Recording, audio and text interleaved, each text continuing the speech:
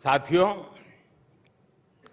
गुलामी के लंबे कालखंड के चलते हमने गरीबी का एक लंबा दौर देखा। ये दौर जितना भी लंबा रहा हो, एक बात हमेशा शाश्वत रही। भारत का गरीब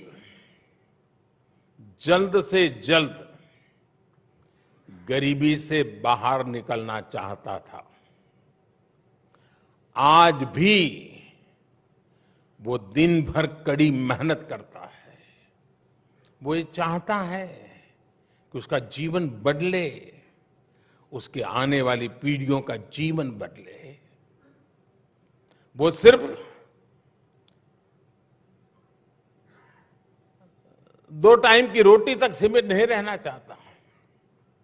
बीते दशकों में जो भी सरकारें रही हैं, उन्होंने अपने अपने सामर्थ्य और सूझबूझ से कोशिशें भी की है। उन्हीं प्रयासों के हिसाब से उन सरकारों को परिणाम भी मिले हैं। हम नए नतीजे चाहते थे, इसलिए हमने अपनी स्पीड भी बढ़ाई और स्केल भी बढ़ाया। अब जैसे शौचालय तो पहले भी बनते थे, लेकिन हमने रिकॉर्ड तेजी से 11 करोड़ से अधिक टॉयलेट का निर्माण किया। बैंक तो देश में पहले भी थे और गरीबों के नाम पर बैंकों का राष्ट्रीयकरण भी किया गया था। लेकिन हमने, और अभी अरुण जी विस्तार से बता रहे थे, हमने तेजी से 48 करोड़ लोगों को बैंकिंग सिस्टम से जोड़ा। गरीबों के लिए घर की योजना भी पहले थी। उन योजनाओं की स्थिति क्या थी, ये आप लोग भली भांति जानते हैं। हमारी सरकार ने इसे भी पूरी तरह बदला। अब घर का पैसा सीधे उस गरीब के बैंक अकाउंट में भेजा जाता है।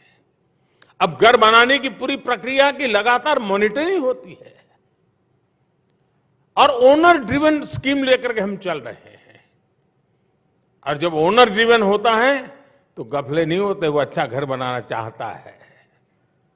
हमने पिछले 9 साल में 3 करोड़ से अधिक घर बनाकर गरीबों को दिए हैं। यानी दुनिया के कई देश है, पूरा देश नया बना रहे हैं हम। हमारे यहां अक्सर महिलाओं के नाम प्रॉपर्टी नहीं होती है। दुकान खरीदी जाती है पुरुष के नाम, गाड़ी खरीदी जाती है पुरुष के नाम, जमीन खरीदी जाती है पुरुष के नाम। लेकिन हमारी सरकार ने जो घर गरीबों को बनाकर दिए हैं, उसमें से करीब करीब 2.5 करोड़ घर जॉइंट नेम से हैं। उनमें महिलाओं का भी मालिकाना हक है।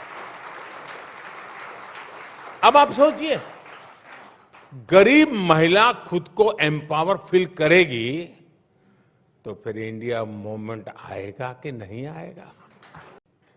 साथियों, आज भारत जो कुछ हासिल कर रहा है, उसके पीछे हमारी डेमोक्रेसी की ताकत है, हमारे इंस्टीट्यूशंस की शक्ति है।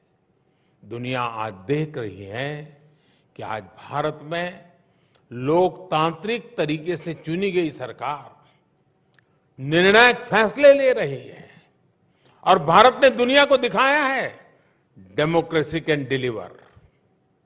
बीते वर्षों में भारत ने अनेकों नए इंस्टीट्यूशंस का निर्माण किया है। इंटरनेशनल सोलर अलायंस भारत के नेतृत्व में बना। Coalition for disaster resilient infrastructure CDRI का गठन भारत के नेतृत्व में हुआ। नीति आयोग आज भविष्य के रोड मैप को तय करने में बड़ी भूमिका निभा रहा है। National company law tribunal NCLT देश में कॉरपोरेट गवर्नेंस को मजबूत करने में अहम भूमिका निभा रहा है।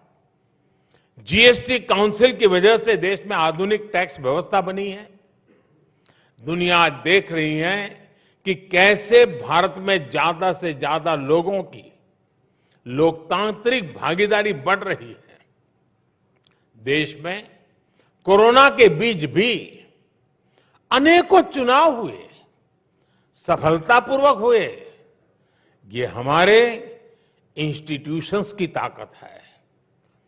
वैश्विक संकट के बीच आज भारत का अर्थतंत्र मजबूत है, बैंकिंग सिस्टम मजबूत है।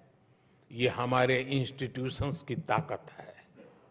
हमने दूर सुदूर तक कोरोना की वैक्सीन पहुंचाई, 220 करोड़ से अधिक डोज लगवाई। ये हमारे इंस्टीट्यूशंस की ताकत है। मुझे लगता है हमारी डेमोक्रेसी और हमारे डेमोक्रेटिक इंस्टीट्यूशंस पर इसी वजह से ये सफलता ही कुछ लोगों को चूपती है और इसलिए हमले भी हो रहे हैं।